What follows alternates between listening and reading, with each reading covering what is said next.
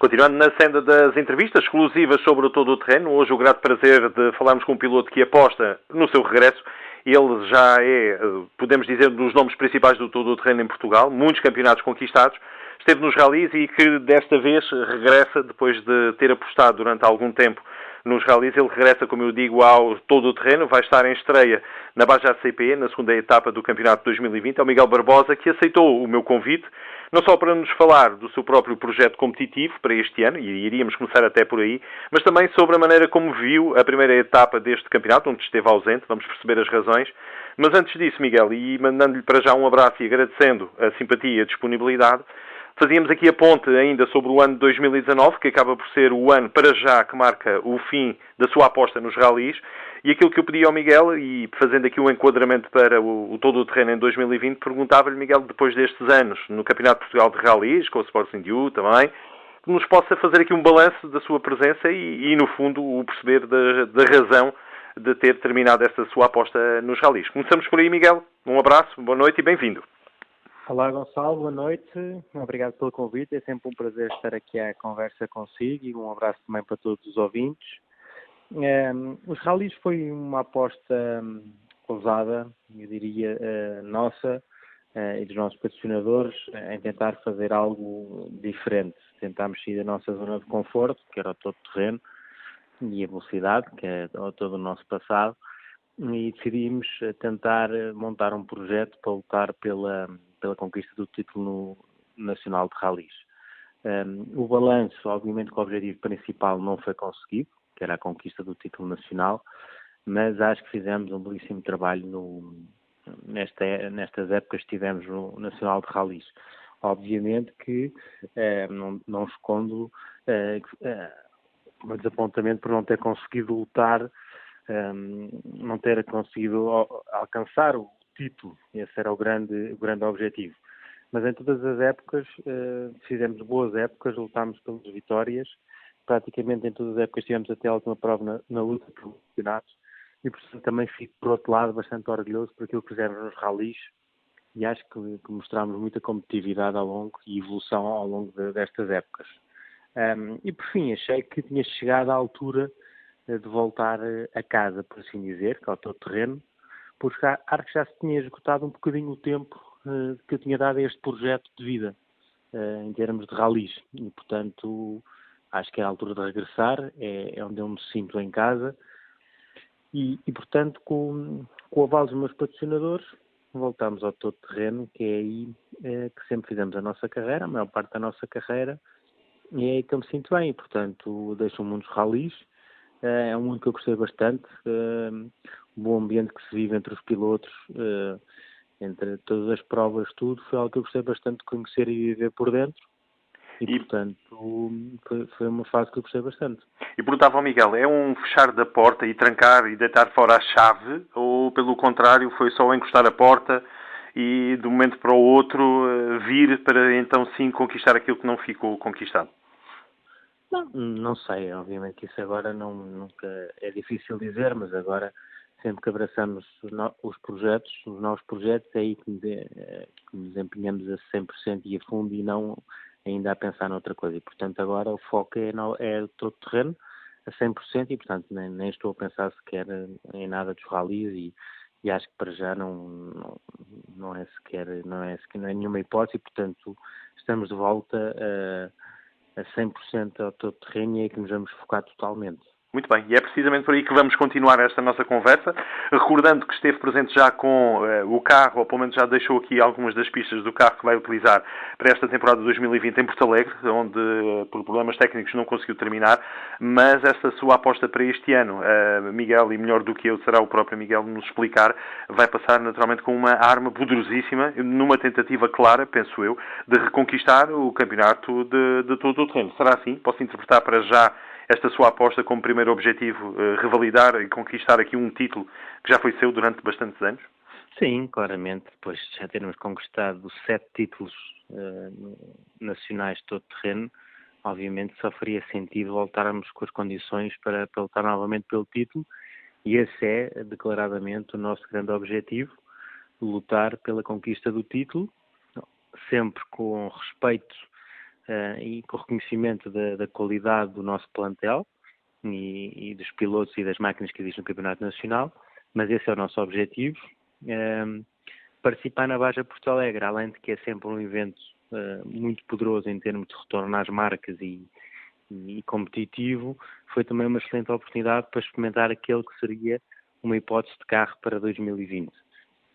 E como tal, Porto Alegre serviu para isso. E confirmei aquilo que já achava, nunca tinha guiado uma Toyota, foi a primeira vez, e fiquei bastante agradado com a performance do carro, um carro realmente fantástico, o seu palmarés assim o demonstra, e andámos na frente da prova, liderámos o primeiro dia, e portanto depois tivemos problemas técnicos e abandonámos no segundo, mas fiquei bastante agradado e confirmou aquilo que seria a nossa escolha para 2020. E portanto bastante agradado poder estar com estas excelentes condições à partida de 2020, onde vamos lutar prova a prova, por cada prova, e onde o objetivo final é claramente o título. Uhum. Quem vai preparar o seu carro, a sua carrinha, vamos dizer assim, é o Overdrive? O carro vai cá estar em Portugal, na Sports New, e vai haver aqui uma parceria entre a Overdrive e a Sports New, onde vai haver um acompanhamento, à semelhança de como eu já fazia no passado com outros carros, para poder ter aqui algum apoio técnico e mais específico, e depois com o selo de qualidade também da Sports New em Portugal, onde já estou há bastantes anos, poder dar seguimento e acompanhamento aqui em Portugal com uma estrutura local. Muito bem.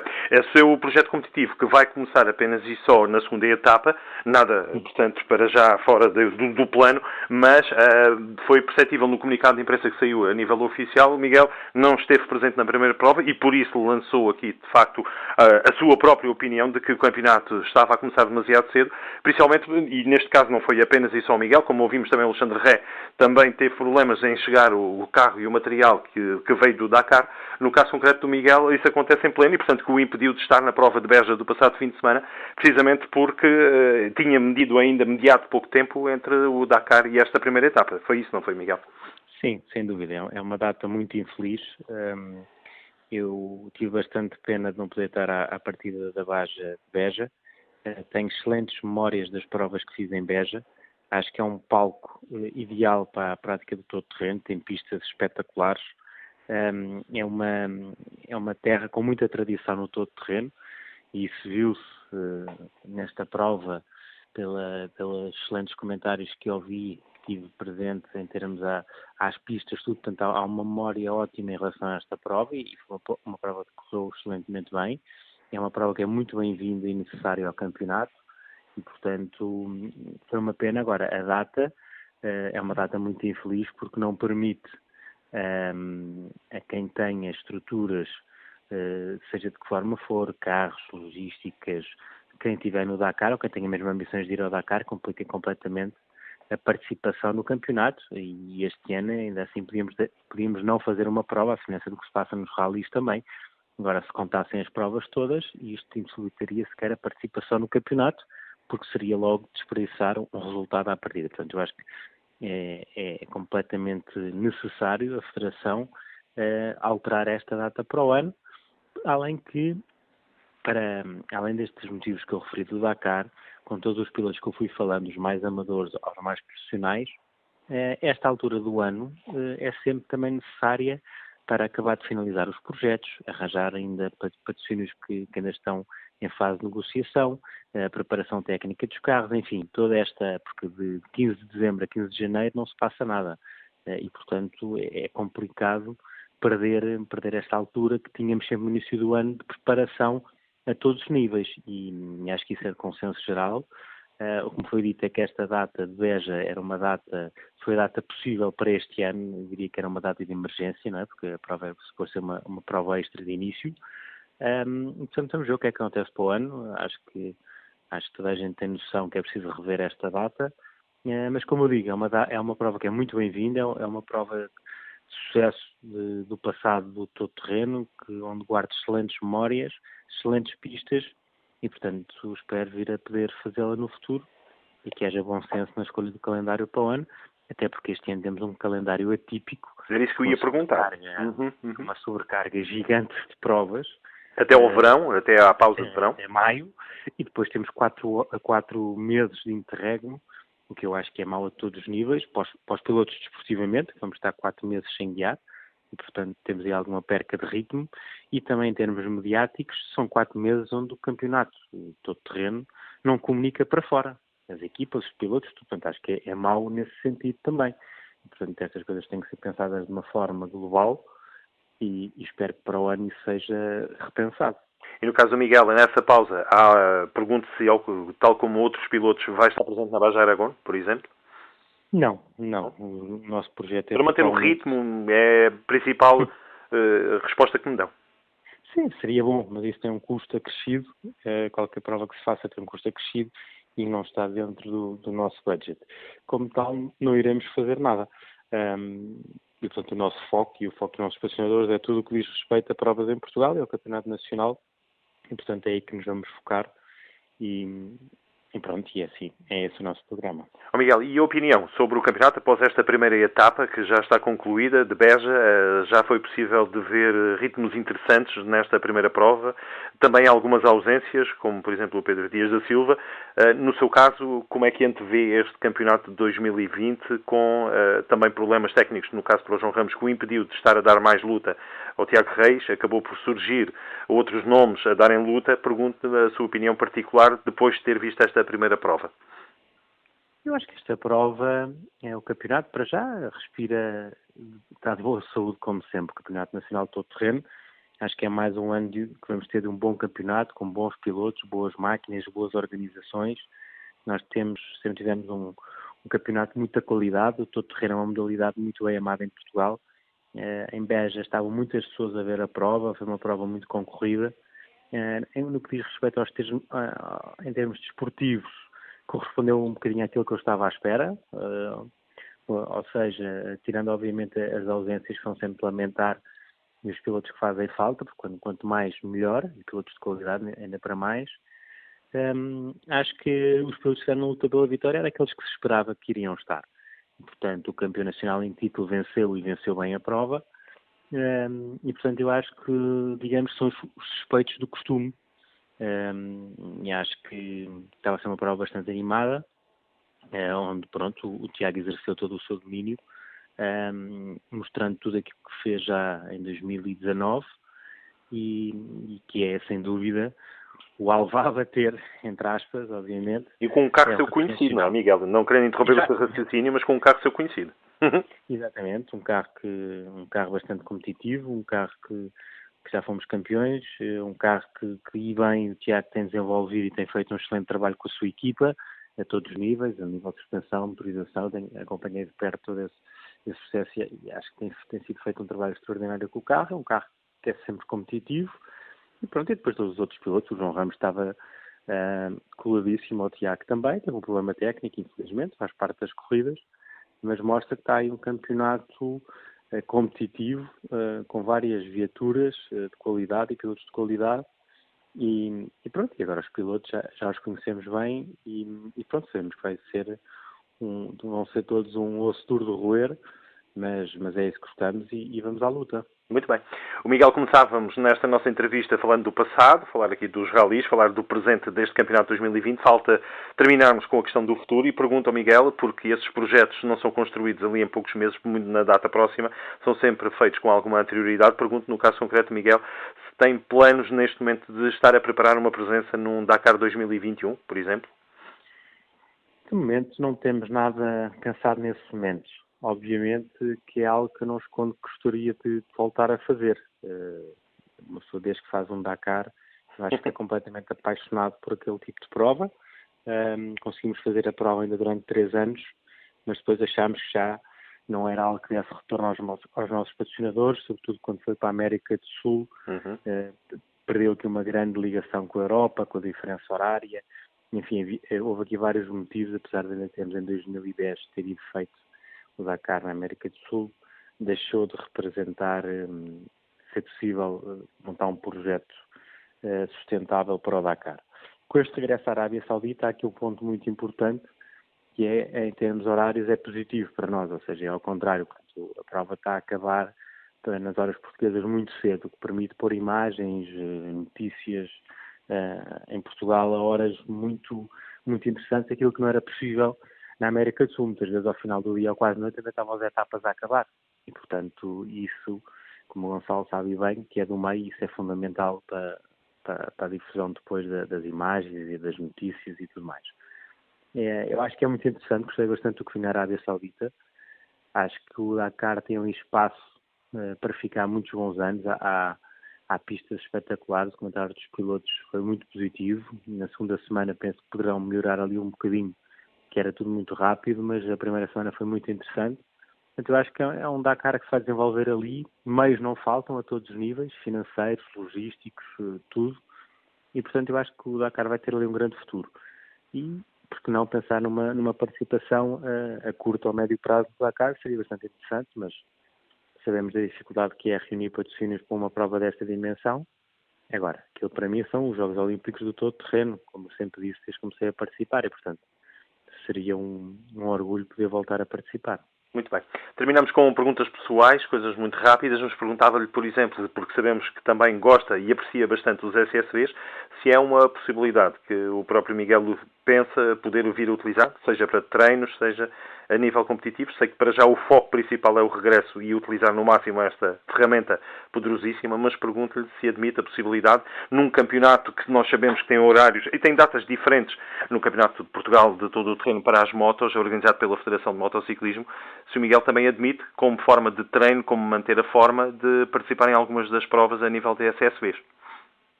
Em termos de provas, só apenas 2 provas não coincidem com as nossas, portanto, todas as outras coincidem, o que impossibilita essa participação. Agora, eu acho que o SSV é realmente uma máquina fantástica, desenvolve-se um campeonato, um super campeonato, está à vista de todos aquilo que é os SSVs, é um carro super competitivo, super performante, já fiz Porto Alegre, já fiz Ibanha no carro no passado, é um carro que eu uso para treinar, aliás eu tenho um, e portanto acho que é uma excelente forma de poder treinar e de uma forma mais barata do que os nossos carros de corrida, e para manter a forma também, e portanto eu sou um grande fã desta modalidade que é os SSVs.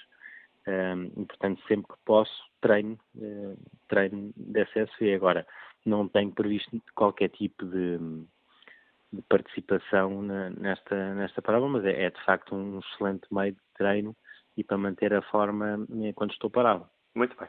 Outra das perguntas pessoais, porque ainda não falámos dele, falámos do Miguel, que naturalmente é aí que está o nosso foco, e é por isso que estamos a conversar hoje com o Miguel Barbosa, mas não falámos ainda do seu navegador para este ano de 2020, que é uma peça importante. O carro tem ali um papel preponderante, mas também há papéis importantes, secundários, que estão na sombra, mas que interessa muito falar dele. Neste caso, no seu navegador para 2020, quero-nos deixar aqui também a sua apreciação. Sem dúvida, o Pedro Velosa, como disse bem, os copilotos são uns pilares nos projetos, portanto o piloto é sempre a parte mais falada, visível, mas o navegador é um pilar em todos os projetos.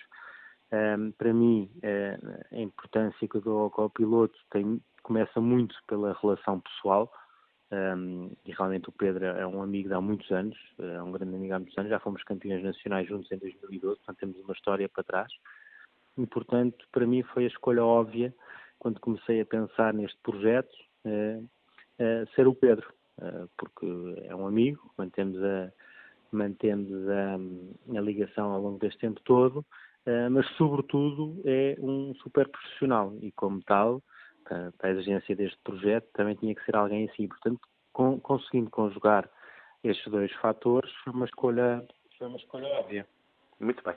A última pergunta era mais no sentido do seu próprio ADN, se também está no seu ADN o espírito organizativo, e aqui para recordarmos a função principal do seu pai, na função que tem também de organização e responsável pelo maior clube português privado, podemos dizer assim, pergunto se o Miguel também sente esse apelo numa situação futura a nível profissional, se também pensa nessa possibilidade como o futuro pós-corridas, ter uma função também de organização, vamos dizer assim, fora do âmbito competitivo. Não sei se o Gonçalo já me está a querer reformar. Certo? Já tem alguns cabelos brancos, pronto, por isso. Essa pergunta é nesse sentido, mas para já estamos totalmente focados nestes nossos projetos e sabendo que a nossa vida vai sempre passar, e é nisso que também trabalhamos, ligados às corridas. Uhum. Portanto, é nisso que eu trabalho e é por aí que me vou manter e, portanto, respondendo à sua pergunta, não, estamos totalmente focados nisto das corridas e de outros projetos que estejam ligados às corridas.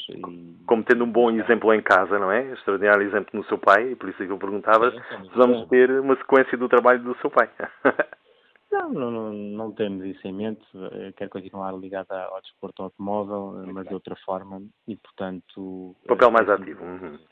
Exatamente, e de outra forma. Muito bem. Miguel, para terminarmos, e agora falávamos do futuro, pergunto como é que vai encarar então a prova do ACP, que vai ser mais uma das estreias. Beja foi a estreia, segunda vai ser agora a Baja do ACP, vai ser a prova que se segue no próximo mês de março. Pergunto-me como é que vai ser, como é que encara desde já essa sua presença nesta prova? Eu acho que para já saudar também, há pouco falávamos de Beja, que foi uma mais-valia para o campeonato e a Baja TT-ACP igualmente. O ACP dispensa apresentações da sua qualidade organizativa de provas e, portanto, eu acho que o campeonato este ano levou aqui uma lefada de ar fresco, de provas novas e de qualidade e em zonas que eu acho que já fazia há muito tempo falta que o todo-terreno voltasse. São zonas de eleição para a prática do todo-terreno. Depois, juntando isso, a excelente organização do ACP, acho que vamos ter uma prova de excelência. Vai ser o primeiro ano, mas acho que vamos ter uma prova bastante engraçada e a nossa postura vai ser como todas as outras provas. Vamos entrar ao máximo ataque, queremos lutar pela vitória e sabemos que temos que conquistar o maior número de pontos possível sempre em cada prova para o nosso objetivo final, que é ser campeões nacionais.